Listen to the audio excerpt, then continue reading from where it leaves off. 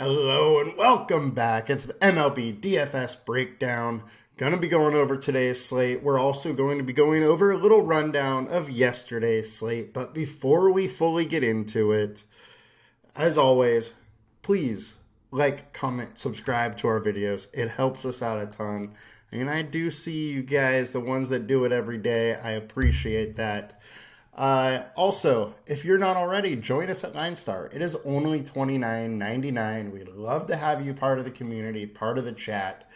That price gets you access to all of our DFS, all of our props. It is the best deal in the industry. And once again, I gotta highlight, we do have a new sleeper promo here. You can get 2 months free, minimum $20 deposit if you are a new member to Sleeper.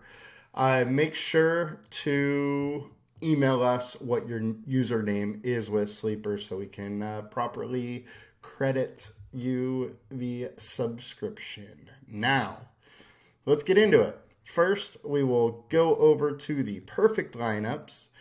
So, perfect lineup on DraftKings. We got Merrill Kelly, Max Scherzer, and hitter-wise, little Padres stack. I am surprised that there isn't a stack of the Mets or the Diamondbacks in the perfect lineup, but that's why it is the perfect lineup. As we talk about a lot on this, it's really hard to hit the perfect lineup, especially if you aren't stacking whatsoever. And the perfect lineup can get all the value that goes off, and it's impossible for us to pick that. So now let's look at what the winning lineup was in the big contest, 100K to first, the massive DraftKings GPP. Scherzer and Paxton were the two pitchers. Talked about both yesterday. I wasn't huge on the Scherzer chalk just because the fact that he hasn't been very consistent lately, and that all the ownership was going there. So I thought it was a decent spot to get off. Turns out it wasn't. Scherzer absolutely crushed it. He looked great. Paxton was fine. We did like him. Now, the real surprising thing of yesterday is the Mets and the Diamondbacks absolutely going nuts. So the winning lineup was a 5-man stack of the Mets. And then it was 3 one-offs. Jung went nuts. Carroll had a good game, pretty much per usual these days. And then Vaughn did well for the White Sox with a home run, being a little cheaper, getting you that 17. So that worked out. But once again, 5-man stack wins it. It's pretty normal that a stack is what's taking it. Now, if we go to the FanDuel perfect lineup, let's check what we got over there now. So we got Max Scherzer coming in. No surprise there. He crushed it yesterday. Once again, little Padres stack and no other stack to show. However, in FanDuel, once again, Scherzer, no surprise because he was one of the higher-owned pitchers here. And stack-wise, it's kind of interesting.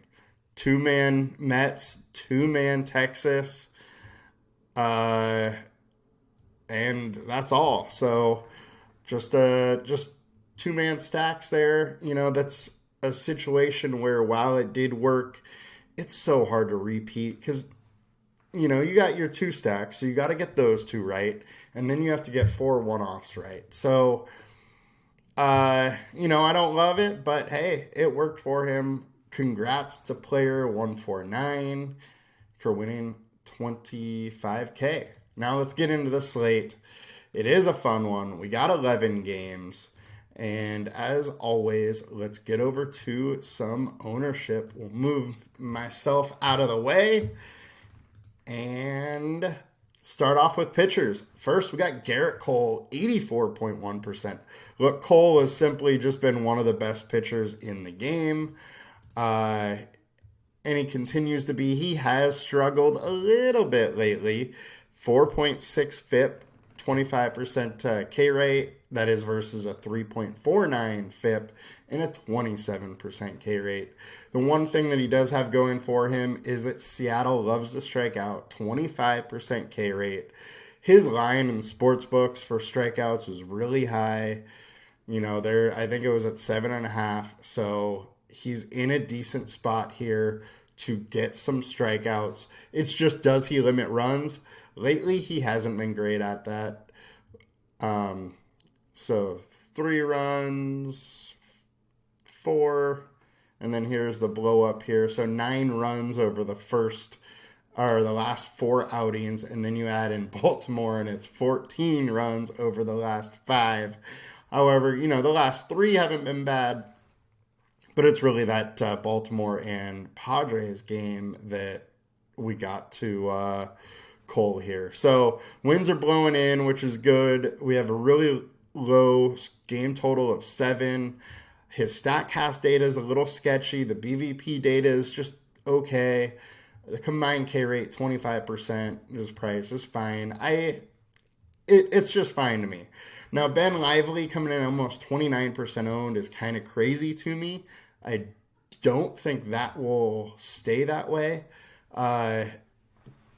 Game total of 10 is really weird with him being so high owned. However, Colorado does strike out 26.4% versus righties. They do hit righties decently, but they swing and miss. So a 25% combined K rate, that's really probably why the ownership is here. It is showing some upside, but we are in Great American Small Park here.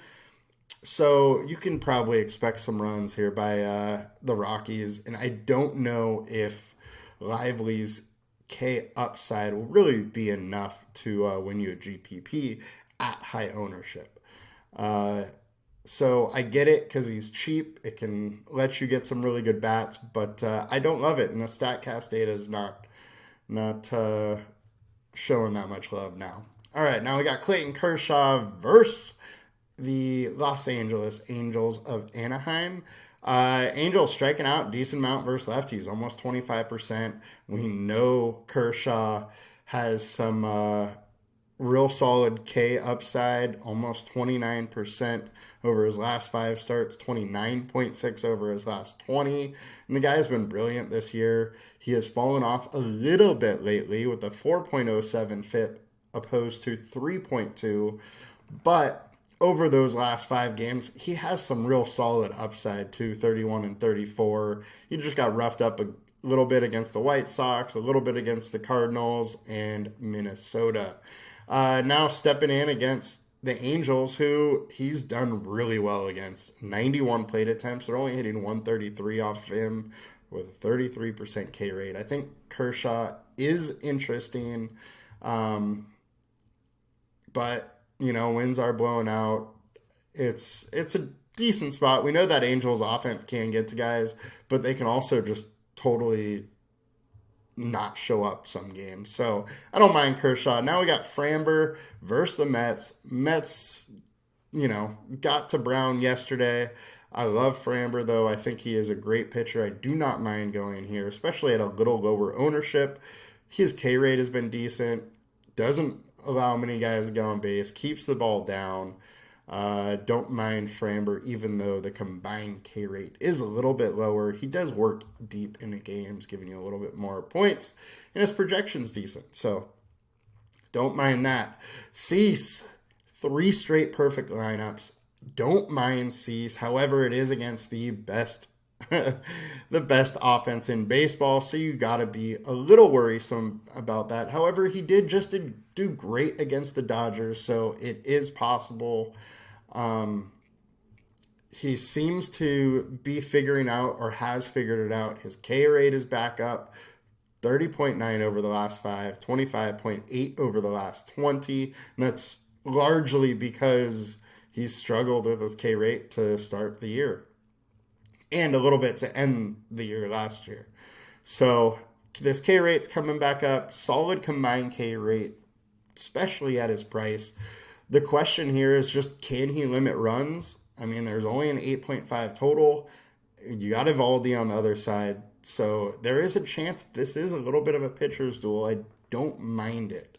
LineStar doesn't love it, though, at 15, only 15-point projection.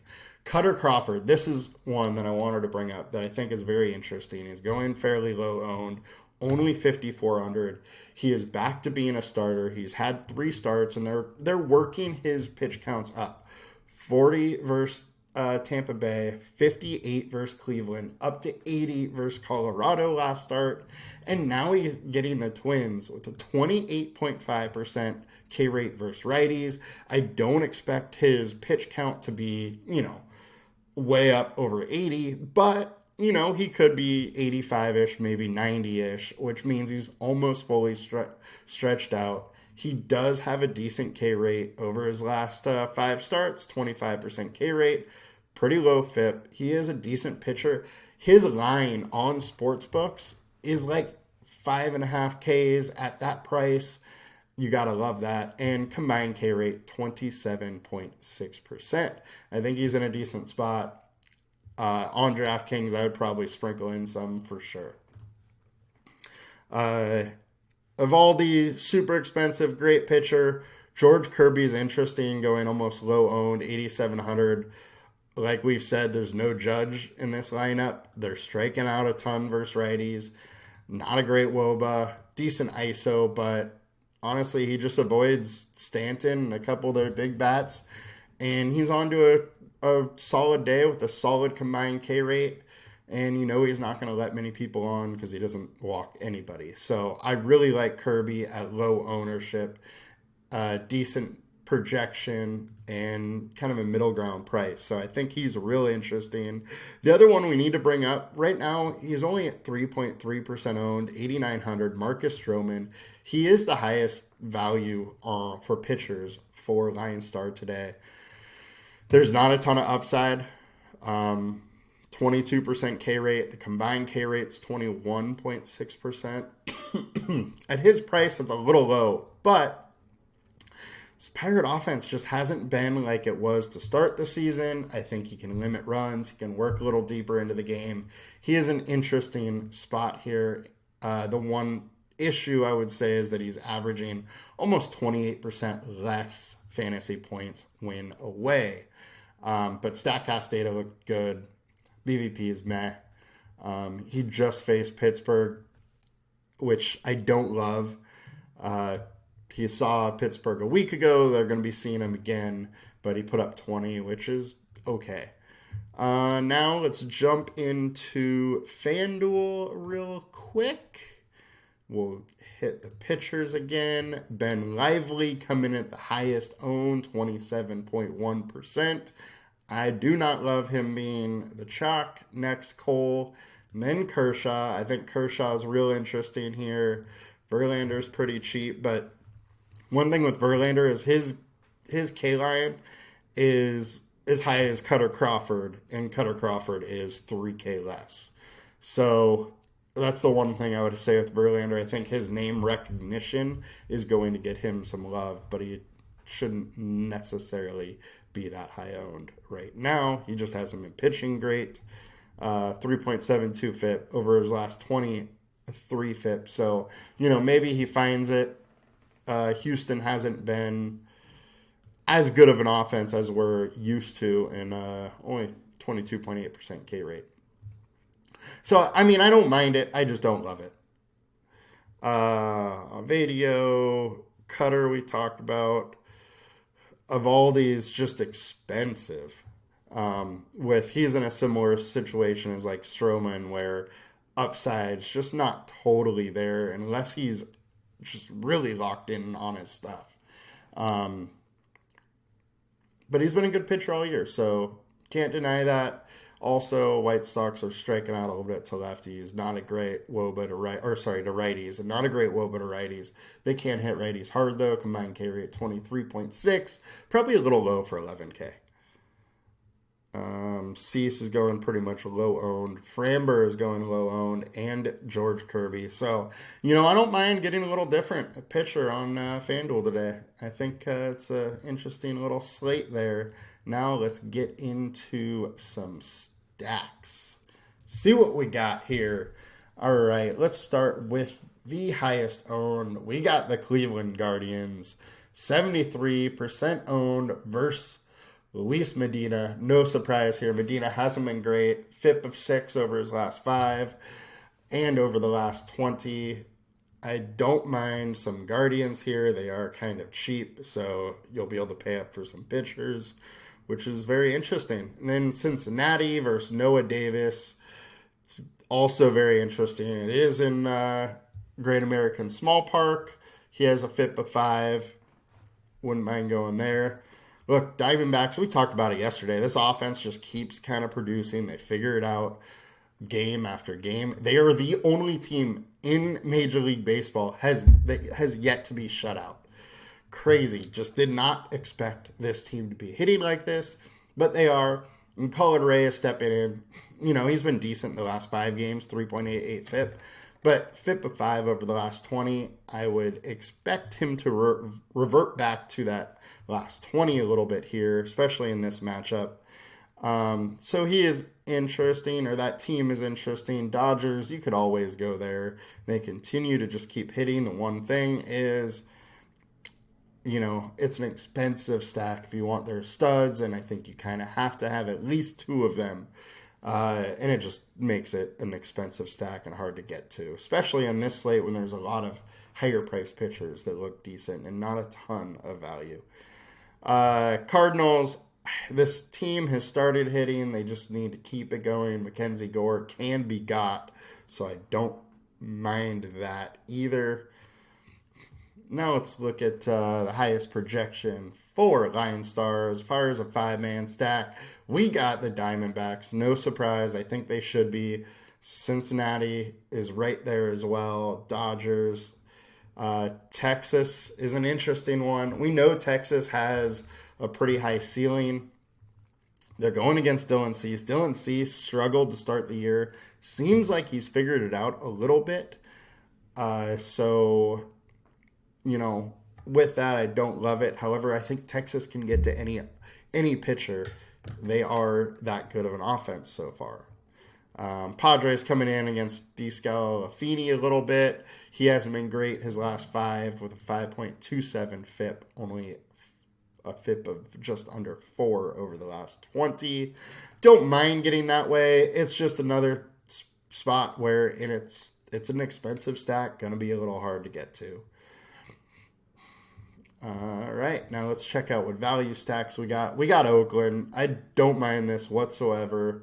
Savali's on the bump, FIP of 4. He's an average pitcher. Don't mind trying to pick on him. He is a little bit better at home, though, which he is today. Cleveland stepping in. Luis Medina, as we talked about, just not great. Minnesota versus Cutter Crawford. Now, this is an interesting one. I do like Cutter Crawford as a pitcher. He just might not work that deep into games. So, Minnesota, has some appeal.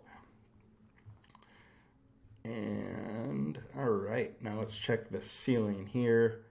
No surprise, Texas coming in. Angels are coming in versus Kershaw.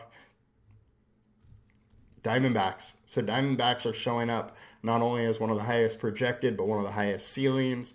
They're a cheaper stack, low owned. I think you really got to like these Diamondbacks today. It's a really good spot for them. And I think you got to like the Giants too. Seth Lugo's just coming off IL, just getting back to the big leagues. It's his first start. We don't know really what to expect there, but if you get to that Padres bullpen, the Giants can really put up some runs, as they did yesterday against it. Womp, womp, womp. One hurt. Highest FIP, we got Luis Medina there. So I think there's a lot of interesting ways here to go. Cincinnati, Cleveland. We didn't talk about Milwaukee. I do like Milwaukee. Ryan Nelson hasn't been great. He's allowing some hard contact here, so he's interesting. Dodgers, you can kind of always do. So my favorite stacks today, Cincinnati, Cleveland, Arizona, even though they only have a 4.2 implied run total, which is really surprising to me. That's probably why their ownership isn't really going there, but they're interesting. I think you got to like Colorado. Texas is always a decent stack, especially when they're going this low owned. However, they're expensive, so it might be kind of hard to get to them today. And yeah, that'll do it for us today. Let me know what your favorite stacks are, your favorite pitchers are, and hopefully we win some money.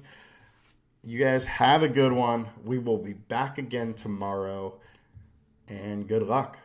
Let's do it.